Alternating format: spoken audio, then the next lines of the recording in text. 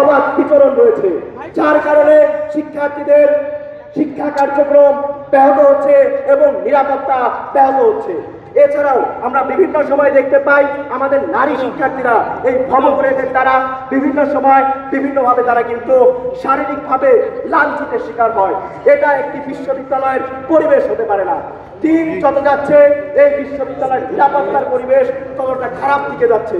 শাম্য ভাইয়ের হত্যার 11 দিন হবার পরেও এখন পর্যন্ত এই বিশ্ববিদ্যালয়ের প্রশাসন একটি নিরাপদ ক্যাম্পাসের কোনো প্রস্তাবনা আমাদের সামনে হাজির করতে পারে নাই।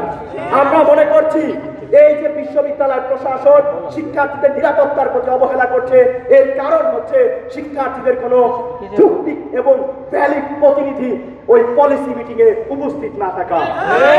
শিক্ষার্থীরা যদি বিশ্ববিদ্যালয় প্রশাসনের সাথে পলিসি মিটিং এ উপস্থিত থাকতো তাহলে বিশ্ববিদ্যালয় ক্যাম্পাস শিক্ষার্থীদের জন্য অনিরাপদ হতো না।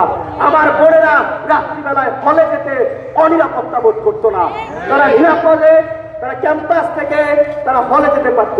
আমরা দেখেছি আমাদের সুফিয়া কামাল হল রয়েছে, সেই হলের সামনে আমরা দেখতে পাই ভবঘুরে মাদকাসক্তরা অবাধভাবে সেখানে বিচরণ করে এবং আমাদের নারী শিক্ষার্থী বন্ধের উপরে তারা বিভিন্ন সময় শারীরিকভাবে এবং তারা কথার দ্বারা আমাদের বোনদেরকে হেনস্থা করে।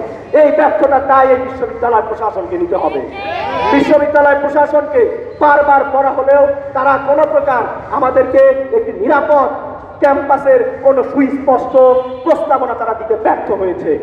আমরা বলতে চাই অনতিবিলম্বে ডাকসু তফসিল ঘোষণা করে ডাকসুর মাধ্যমে ছাত্র প্রতিনিধি নির্বাচন করে ছাত্রদেরকে সাথে নিয়ে ডাকসুর প্রতিনিধিদেরকে নিয়ে তাদের মতামতকে প্রাধান্য দিয়ে একটি সুস্থ সুন্দর নিরাপদ ক্যাম্পাস করে তুলতে হবে।